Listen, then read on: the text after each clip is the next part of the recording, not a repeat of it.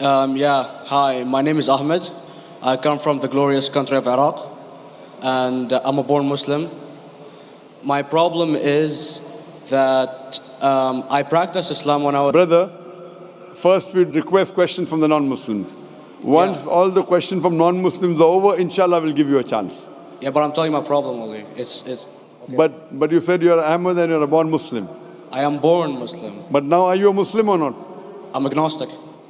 Oh, so now you have left the religion of Islam. Yeah, I'm confused. Okay, fine. If you have left the religion of Islam, you can ask the question, brother. Okay.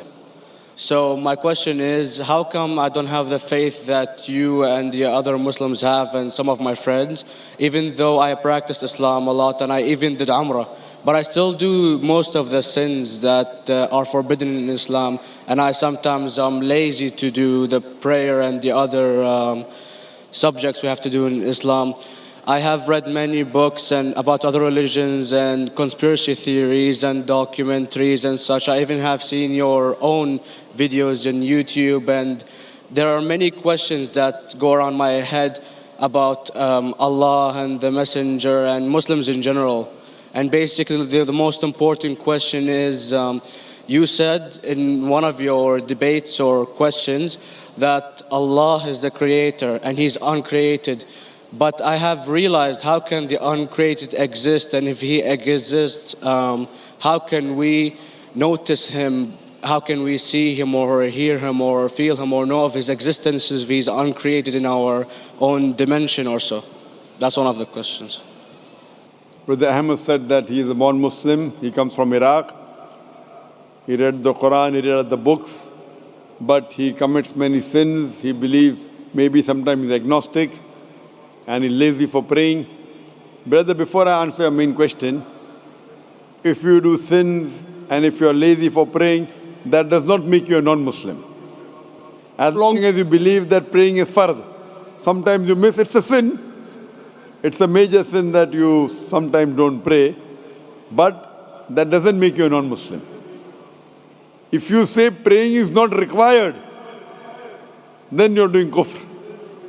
But if sometimes you do sin, sometimes minor sin, sometimes major sin, it is haram, it's forbidden, but that does not throw you outside the fold of Islam. There are sometimes waswasa of the shaitan asking you, you're a Muslim, but this is wrong in Islam, this is wrong, and it does deviate the person's mind. At that time, maybe your iman may be low, but these things should not make you consider that you're non-Muslim. Regarding a question that I mentioned in my speech, and you're right, that Almighty God is the creator, but He Himself is uncreated. You ask the question, how can the uncreated, how can we see the uncreated, and how it's possible? Allah subhanahu wa ta'ala is Khaliq, is the creator. And by definition, He's uncreated. Because normally people say that when they try and prove in logic that everything has a creator, who created this table, the carpenter, from where he got, from the tree, who created the tree, so it goes back to Allah. So when many of the people try to convince an atheist, they try and say that everything has a creator, and then they get trapped when the atheist asks him who created Allah. So if you hear my tapes, I never go that way.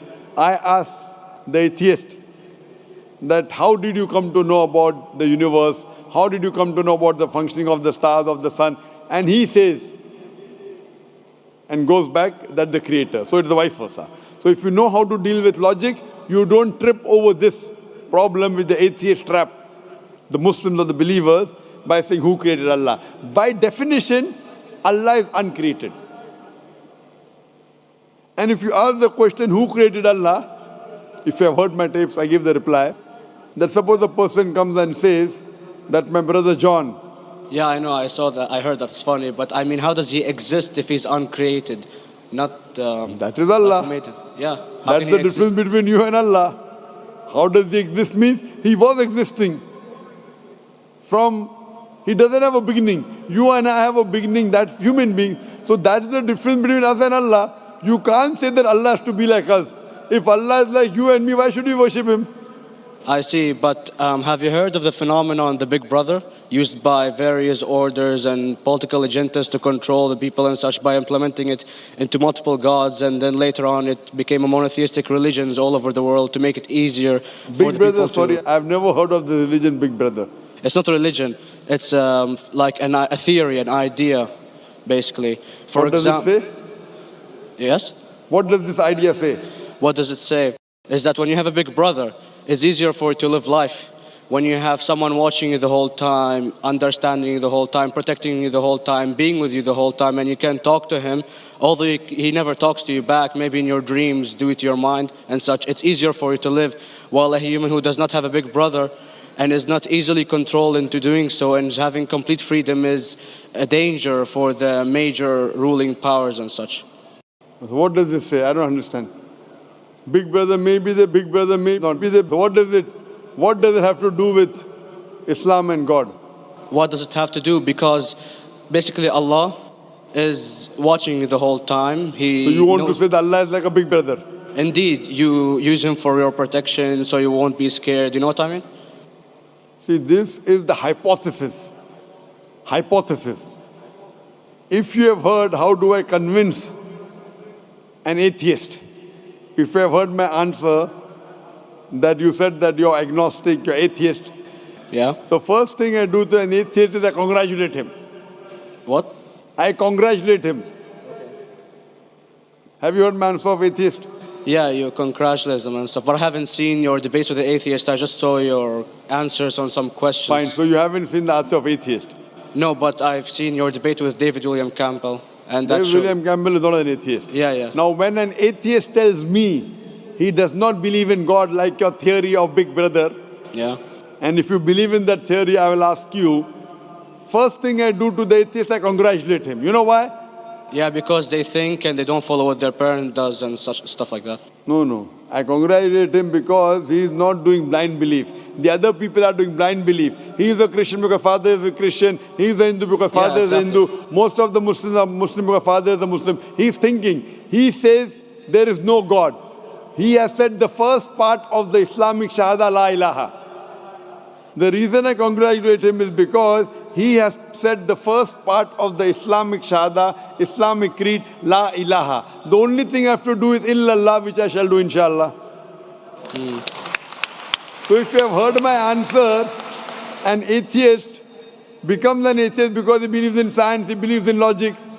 Or I ask him that if an equipment is bought in front of him, which no one in the world has ever seen, and if the question is asked, that who will be the first person who will be able to tell you the mechanism of this new equipment?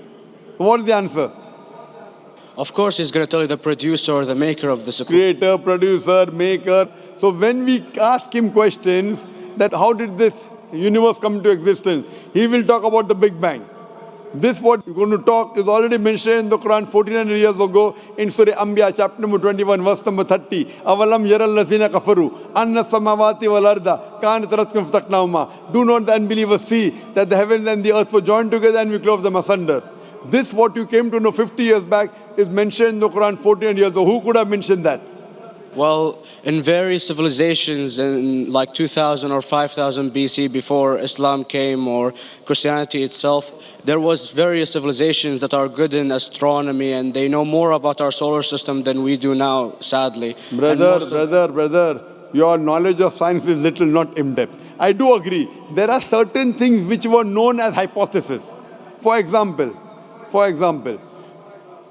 we came to know, we were proved that the earth was spherical in 1577. I know that in 6th century BC, there were Pythagoreans who believed that the earth was spherical. But the same Pythagoreans who believed the earth was spherical also believed that the earth was the center of the universe, which is wrong. You show me one civilization which believes 100% what the Quran has mentioned. I challenge you. What you say, so do you mean to say there was a person who said, okay, this civilization, out of 100 things, these 2 things are right. Out of 100 things, these 5 things are right. Out of this 100, and picked and chose. Who can do that? No one besides the Creator. Even if you know that there were 10 different civilizations, hundreds of civilizations, there is not a single civilization that you know in the past which knew 100% of science what we know today. So where is your logic? Where is your theory? I do know that certain things were hypotheses, which were proved later on. But there is not a single civilization which knows everything what is mentioned in the Quran. So the answer goes back to the original question, who could have collected this in the Quran? Someone 1400 years back, could he do and say, okay, out of these 100 things, these 3 are right, out of these 100 things, these 2 are right, out of this, it's not possible. Mathematically, it's not possible. Well, you never gave the idea of extraterrestrials or so. I mean, knowledge is power. And Brother, I'm asking a simple question. We are not come here to have a debate. yeah. I'm asking you a question, point out a single civilization, you're asking something else. Yeah, We are alright. not here to discuss. You can come in the room and discuss. You ask a question, I'm giving you the answer. You gave about old civilization. I told you you're right. But out of 100 things, 98 they were wrong. So I'm asking you, who could have mentioned this in the Quran? You're talking something else now. Yeah, well, I'm asking a simple question, 2 plus 2 equal how much? You are saying, I'm telling you 3 multiplied by 3 is how much? I'm asking a name, you're telling that where do you live? I'm asking a simple question, name me a single civilization which has everything what was mentioned in the Quran. Do you know of any or not? Yes or no? Well, not everything, of course. Even not 10%. Why? Babylon knows of most of the planets and such. Planet is not the only thing mentioned in the Quran. There are 1,000 things mentioned in the Quran. To say what 1,000 things are mentioned in the Quran, 10% would be equal to 100 things. Did Babylonian civilization knew about 100 things mentioned in the Quran? No, because they You don't have the cannot. They IQ knew level that 5 or 6 things. In percentage wise, very small. So, Of course. who can be the author of the Quran besides the creator to know what is right, what is wrong? Today, science has established the hypothesis mentioned by Babylonian so many centuries back is today proven. So these were hypotheses in the past, which out of them many have been rejected, some have been accepted. So to collect all which is 100% correct has to be from the creator and no one else. Hope that answers the question. Yeah.